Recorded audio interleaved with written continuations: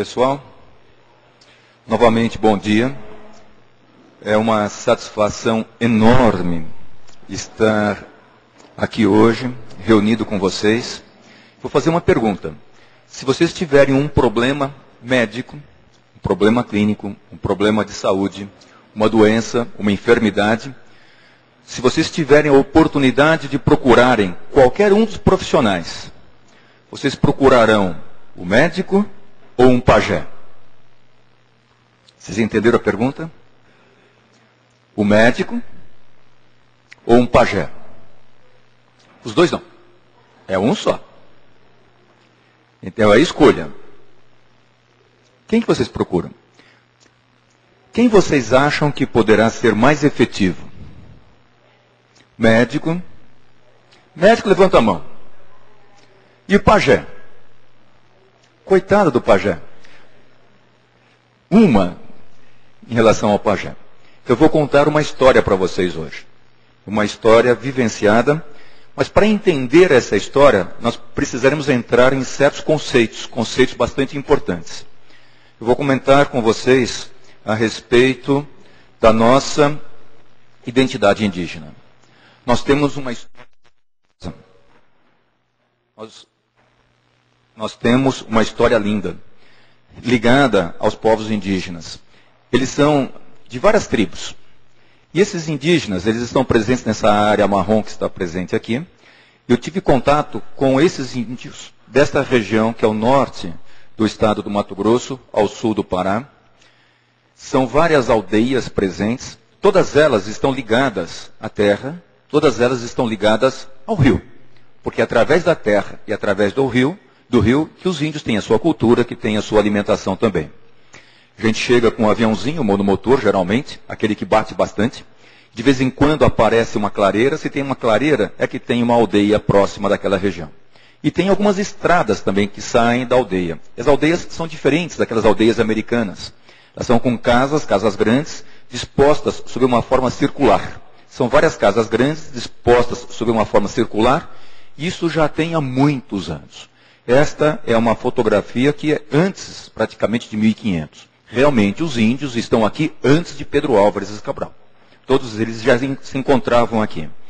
Lá no Parque Nacional do Xingu, ele foi criado em 1961 por Jânio Quadros. Lá existem vários povos indígenas, são 15. Cada um falando a sua língua. Lá não tinha, pelo menos, a Rede Globo ainda, atrapalhando a linguagem diferente desses povos indígenas. Eles têm as suas características, seus próprios valores e costumes e as suas formas de representar. Dentre elas, os ikebanas, as pinturas presentes. Eles são lindos e eles utilizam bastante as tintas para se pintarem. Eles utilizam bastante as tintas para se representarem. Lá no Xingu existem cerca de 220 povos, são 180 línguas diferentes, mais ou menos quase 600 mil indivíduos hoje. E o crescimento deles é maior do que a média populacional brasileira, ao redor de 3% ao ano. A disposição das casas é de uma forma circular e cada casa tem um dono, cada casa tem um líder para colocar ordem naquela zona toda que poderia estar. O líder é um indivíduo que organiza e coordena as atividades diárias, ele não dá ordens. Isso é muito interessante, mas ele espera que todos sigam seu exemplo. Nas roças grandes e bem cuidadas, à disposição para pescar, esforça-se para que a sua casa seja farta, pacífica, e assim consiga atrair outros parentes. O líder pode ter mais que uma esposa. 3, 4, 5, em ordem. Quantas esposas? Quantas ele puder organizar, de uma forma adequada. Embora seja firme na condução à liderança, ele procura ser simpático, tolerante, sereno, generoso, e ele contorna as disputas domésticas, acomodando as partes, evitando intervenções que possam parecer autoritárias. Tem o cacique. Cacique vem do aruac, do Haiti, cacique, que significa chefe político. E essa palavra cacique foi utilizada pelos espanhóis para os chefes indígenas, e daí nós incorporamos para os nossos chefes indígenas também a palavra cacique. Atualmente, o mais famoso cacique da região do Xingu é esse indivíduo, o Aritana. O Aritana, quando ele era novinho, ele inspirou a novela chamada Aritana, Carlos Alberto Richelli, com a Bruna Lombardi. Então eles fizeram um casal indígena, e ele era o chefe da região, em homenagem ao próprio Aritana. O Aritana era novinho, hoje o Aritana está com uns 60 anos. Esse indivíduo fala muitas línguas indígenas da região, não só elas, como português, como espanhol, como inglês, como francês. E se puserem mais uma outra língua para ele, ele incorpora rapidamente essa outra língua. Ele tem uma facilidade enorme de incorporar línguas. Não é à toa que ele ficou chefe, portanto, daquela região praticamente quase toda do Xingu. Em relação aos povos, nós temos os Camaiorás, população ao redor de 500, a língua é Camaiorá e a religião é o xamanismo. As moças ficam grávidas muito cedo, 17, 18 anos. As crianças nascem e elas ficam no colo das mães um tempo grande. Elas carregam essas crianças 1 ano e meio, 2 anos, e é feita a amamentação. E as mulheres, elas fazem o preparo do alimento, como do peixe, como do biju, o dia inteiro. E o biju é preparado mastigando-o. E joga na vasilha, e é esse biju que a gente tem que comer no final do dia, à tarde. As crianças são lindas, praticamente o tempo todo em liberdade. Nós não escutamos, moleque, não faça isto, não corra. Olha só, as crianças são maravilhosas. Elas têm também uma afetividade muito intensa, assim como há um respeito entre o homem e a mulher, mesmo desnudos. A roupa foi colocada por alguém. E essa roupa colocada por alguém é que criou a falta do respeito entre as pessoas. No final do dia, a contemplação. Eles vão ao centro da aldeia, tem uma choupaninha pequena lá, eles sentam-se. Eu ficava imaginando, o que eles estão pensando? Eles não ficavam em volta um do outro. Um está, veja só, um de costas para o outro, eles ficam quietos. É o barulho do silêncio, é a contemplação. E eles fazem uma contemplação maravilhosa, que é ao redor das suas 4:30 da tarde, 5 horas, antes do alimento quando chega. Os indivíduos, eles preparam-se para as atividades. E o preparo é com pintura, o preparo é feito também através de mágicas, que eles chamam, e essas mágicas com instrumentos, além da pintura, para fazer a dança da taquara, ao redor das 6 horas da tarde, logo depois da janta que eles realizam. As pessoas saem de casa em casa e pegando as pessoas que se encontravam presentes lá dentro e vai aumentando progressivamente esse cordão de indivíduos para fazer a dança da taquara. E dessa forma a simbologia do agradecimento ao Deus, ao agradecimento por mais esse dia que está indo. Os índios, eles têm a ideia com o instrumento, ele é bastante importante, porque o instrumento, através da sua sonoridade musical, ele faz a comunicação entre o indivíduo vivo e o indivíduo espiritual, o ser espiritual. Daí a sua necessidade, daí a mágica e a importância que eles dão para esses instrumentos. E nós temos um momento especial lá no Xingu.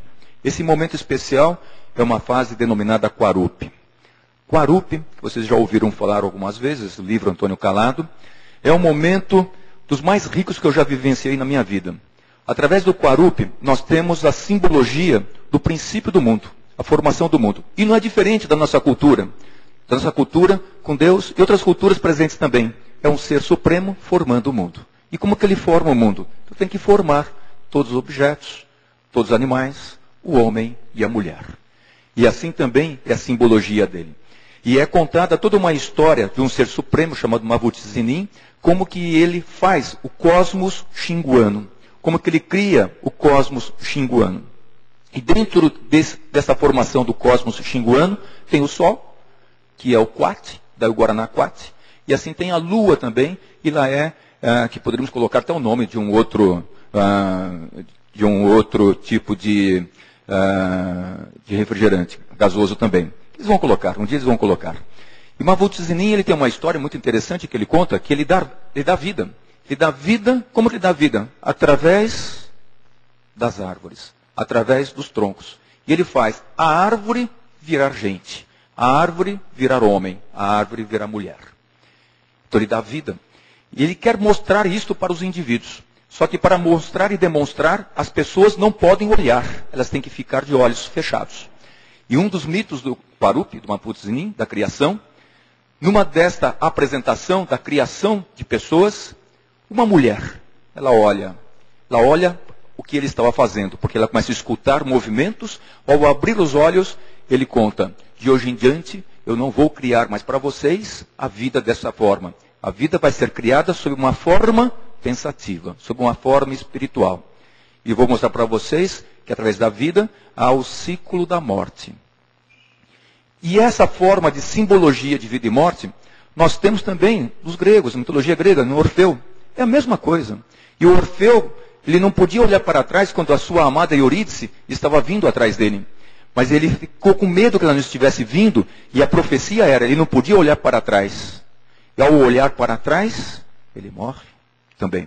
Ou seja, as coisas se repetem. Mitologia grega, mitologia xinguana, cosmos xinguano, e o que nós acreditamos entre vida e morte também.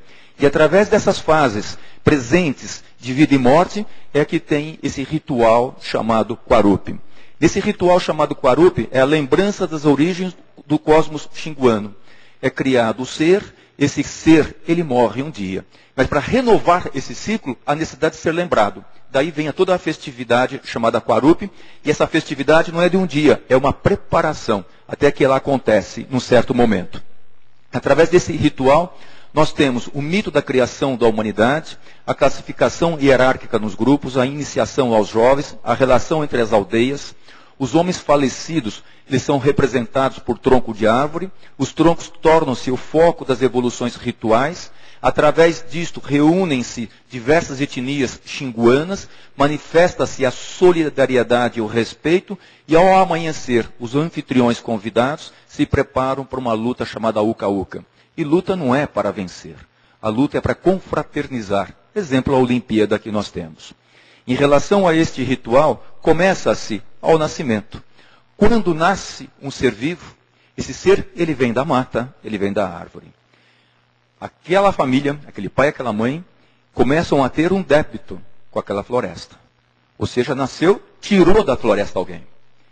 E aquela casa, que aquele casal mora, tem um débito agora. Aquela casa que tem. Por sua vez, aquela aldeia tem um débito. E esse débito só é pago quando aquele indivíduo volta para a mata. E ao voltar para a mata, cria-se a possibilidade de um novo nascer. E assim o ciclo começa a acontecer. E todo esse ciclo acontece sob uma forma bem organizada. A família, ela precisa pagar o seu débito. E como é que ela paga o seu débito? É a preparação para o Quarup. E quando ela se prepara? Quando tem alguém morto na sua família. E assim pega-se um tronco lá na mata. Esse tronco ele é ornamentado de acordo com características especiais, ele é pintado também. E através desse tronco ocorre uma simbologia. Uma simbologia que precisa ser devolvido para a natureza com o espírito do indivíduo que faleceu. O Quarup, ele é representado sob uma forma, numa certa época do ano. Eles convidam outros indivíduos de outras aldeias. É a confraternização dos diferentes. E naquele momento é possível que os diferentes, eles entrem dentro da casa do indivíduo que morreu. E o entrar dentro da casa, ele está ocupando um espaço que era só da família. Está dividindo aquele espaço, portanto, com outros indivíduos. É a confraternização. Mas não só física, como muito mais além da parte física, que a parte espiritual. A família, ela começa a pagar o seu débito. Quando ela deixa que outros indivíduos entrem dentro do seu espaço. Que outros indivíduos comecem a compartilhar do seu sofrimento também. E nessa forma, nasce um contrato. Um contrato que ele é cumprido e que ele é pago desde que ocorra esse ciclo de uma forma completa. Quando ocorre o enterro, o que é o enterro? Eles põem fogo naquela árvore. Daquele fogo tem brasas, daquele fogo tem certos pequenos fragmentos que sobram, eles levam certos fragmentos para a casa do indivíduo e outros são colocados na floresta. É a continuidade, é a simbologia da continuidade. E quando termina esta fase, os indivíduos, os mais jovens principalmente, eles pintam-se novamente. E essas pinturas com simbologias as mais diferentes possíveis dessa simbologia. As jovens índias, após a primeira menstruação, elas estão preparadas para serem mulheres. Mas ainda não completamente mulheres. Elas precisam passar por um ritual do aprendizado. Desse aprendizado, elas têm que aprender a ser mulher. Elas têm que coser, elas têm que pintar, elas têm que colher, elas têm que amamentar, elas têm que criar. Então é feito todo um aprendizado, que nada mais é do que a crisma que a gente faz. Ou seja, a mulher está preparada para ter a sua família. A criança, ela não pode engravidar-se antes dessa etapa da iniciação. Por sua vez, os moços também, eles têm esse ritual da iniciação, que seria para os judeus o bar mitzvah. Eles têm que se preparar. Eles só estarão aptos para serem homens depois que eles passam por essa fase, que é uma fase que às vezes dura 6 meses, 1 ano, 2 anos. Aritana ficou 4 anos, recluso dentro da sua própria casa. Ele não podia sair do seu pequeno local, só à noite, suas necessidades, e o contato que ele tinha era só com o pai. É quando ele aprendia as tradições da sua família e das regiões também. E esses indivíduos, já preparados para serem adultos, eles saem das suas casas, eles treinaram também, e aqui tem, após a queima do mato, esses indivíduos saindo da sua casa, vão se preparar para a luta do uca-uca. Uca-uca vem daquilo que a onça, o rugido da onça fazia, que parecia um uca, daí que ficou uca-uca. Lembra muito o sumô, do japonês. Quase igualzinho ao sumô. E as regras são assemelhadas. Eles lutam em dupla, eles vão fazendo uma sequência, depois os mais jovens vão fazendo também, e no final, o vencedor ganha o cinto do uca-uca. Mas o cinto não representa a vitória, o indivíduo mais importante, o indivíduo mais ágil, o indivíduo mais forte. Representa o espírito daquele que foi, que é o mais importante, que é o mais forte. Veja a diferença, que é a medalha. E a medalha não é dele, a medalha é daquele que foi. É daquele que deixou o espírito para ele ser forte também. Aí vem a coroação, e a coroação vem com o alimento. E qual que é o alimento que é o mais coroado de todos? É este. Esse alimento é o piqui. É o piqui, e através dele, é o mito que instaura a ideia de vida, através do alimento. Não só o alimento físico, mas o alimento que vem da floresta, o alimento espiritual também. Que seria a nossa hóstia, não deixa de ser. O Quarupi, ele tem a ideia de partilha, da alegria do jogo, do alimento comum e da troca de objetos. É a ideia que os seres humanos devem se consolar e alegrar-se, um com os outros, após a perda de alguém. A súbita alternância entre a tristeza e a alegria. Assim, os índios do Xingu dizem que o Quarupi existe para não sentir saudade, no sentido de não ter mais sofrimento com a perda. Aquele que foi, ele está bem. Aquele que foi, lhe deixou uma marca de importância para aquela família, e desta forma, quando ele se vai desse jeito de uma forma completa, fecha-se o ciclo de vida e de morte para uma próxima vida também. É a forma de superar a morte pela vida em comunidade, a troca. O Quarupi, ele lembra alguém, ele substitui alguém, ele faz a passagem do indefinido para o estruturado. Ele mantém viva a lembrança das origens, da criação dos primeiros seres humanos, quando a morte ainda não era conhecida. E através do Quarupi, apaga-se a presença da morte, repondo com vida o mundo xinguano. É lindo esse tipo de representação. E através dele, essas aldeias continuam. Ocorre uma reorganização do espaço da aldeia, na sua área construída e na não construída, no espaço fechado e no aberto, no privado e no comum, no interior e no exterior. É a relação de troca. A relação de troca no seu espaço interno, com a comunidade, especialmente com a parte de natureza e ecologia também. Antes do Quarupi, toda vez que um índio de outra tribo encontrava um parente do morto, ambos choravam pela lembrança, pela saudade. Depois do Quarupi, esse morto nunca mais será lembrado como morto. Ninguém mais chorará seu desaparecimento. Ao contrário, sua invocação provocará alegria, felicidade. Ele foi conduzido ao Luate, ou seja, ao céu, aonde só os bons e valentes podem ir, que é o cinto do Quarupi. Conhecendo-se o Quarupi, nós vamos entender um pouquinho o pajé, que aparece. O pajé, ele tem uma história interessante, que é um termo. Antes de falar de pajé, vamos falar de xamã. Xamã vem da origem siberiana, dos tungus, que é um especialista na atividade da caça. É o mestre espiritual dos animais, que pedia permissão ao espírito dono da caça para abatê-la, e significa aquele que fala com os espíritos, ou aquele que fala com a natureza. Esse é o xamã. Fala com o espírito e fala com a natureza. O xamanismo é uma atitude religiosa que se expressa através da comunicação de algumas pessoas, especialmente qualificadas, que são os xamãs, com os seres sobrenaturais. Os índios são os xamãs. Eles acreditam no xamã. Os índios, esses xamãs eram chamados na língua tupi de paié. e foi incorporado pela língua portuguesa como pajé. Então, o pajé é um xamã que tem. E esse pajé, ele torna-se pajé não porque ele quer se tornar pajé. Então, tem todo um momento muito especial na vida dele para se tornar pajé. Ele tem que ter toda uma habilidade específica para se tornar pajé também. E esse pajé, ele faz o quê? Ele é o curador da região. Ele é o indígena curador. Mas cura o quê? Ele aprende certas práticas. E dentre as práticas, há uma mistura muito que nós conhecemos como nós, médicos. O médico antroposófico, ele procura ver o paciente, a forma física e a dinâmica psicoespiritual.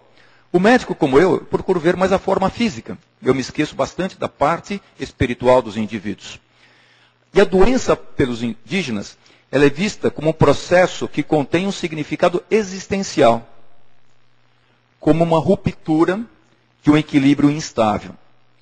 Para o indígena curador, o pajé, o processo do adoecer, alguma coisa está fazendo com que ele esteja desequilibrado, fazendo com que o seu equilíbrio instável fique mais desequilibrado ainda.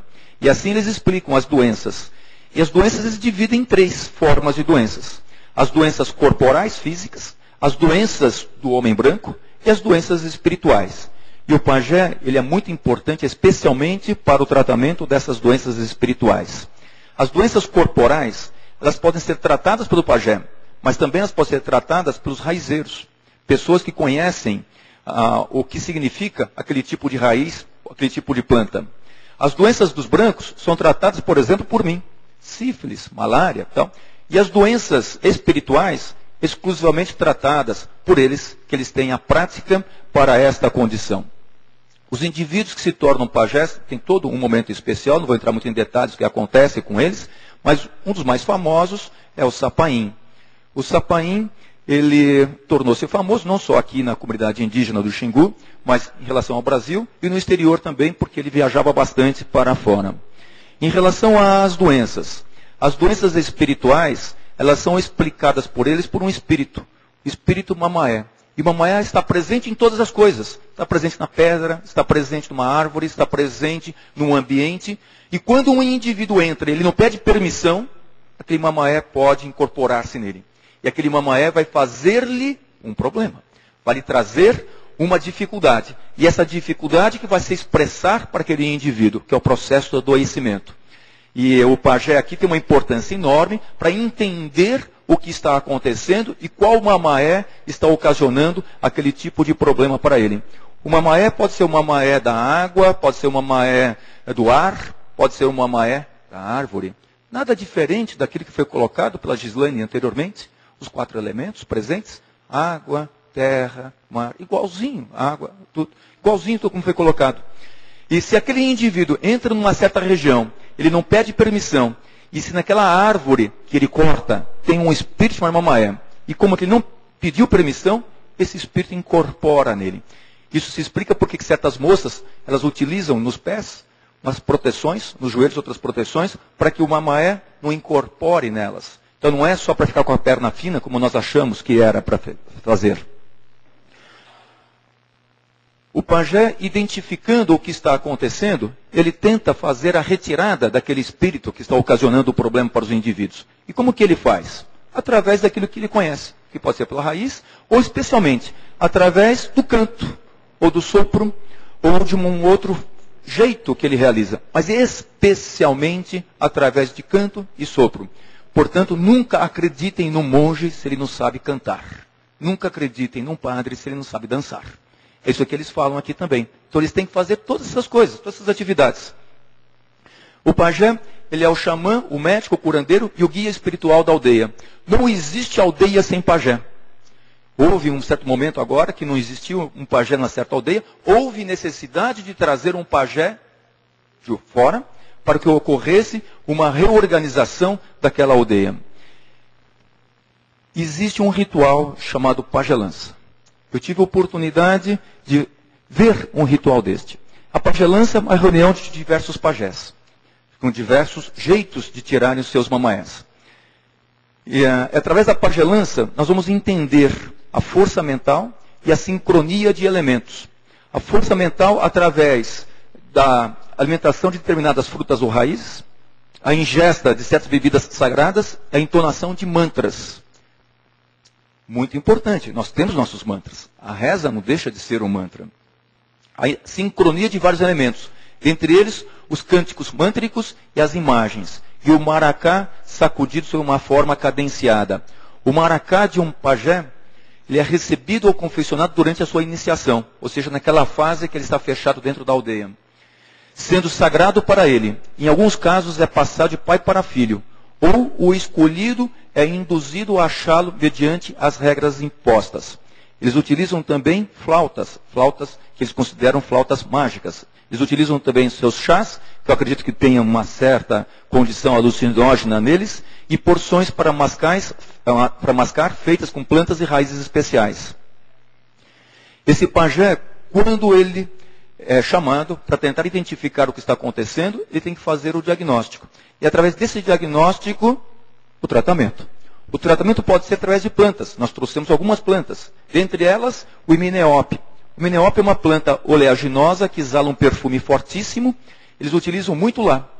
E aqui na psicobiologia da Escola Paulista de Medicina, verificamos que realmente ela tem um princípio ativo que ajuda no tratamento de diabetes. E que ajuda também no tratamento de certas condições chamadas oxidantes, como um fenômeno antioxidante.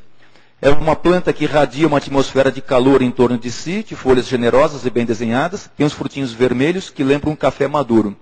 E ela tem baixa toxicidade. Isso é muito importante também, porque aquela história, se bem não fizer, mal não fará, não é bem verdade assim. Existem certos problemas que aparecem. Em relação ao pajé, essa é a primeira pajé feminina que tem aqui no Brasil. E a Putani tem 27 anos, ela foi escolhida como pajé aqui no Acre, não é no Xingu.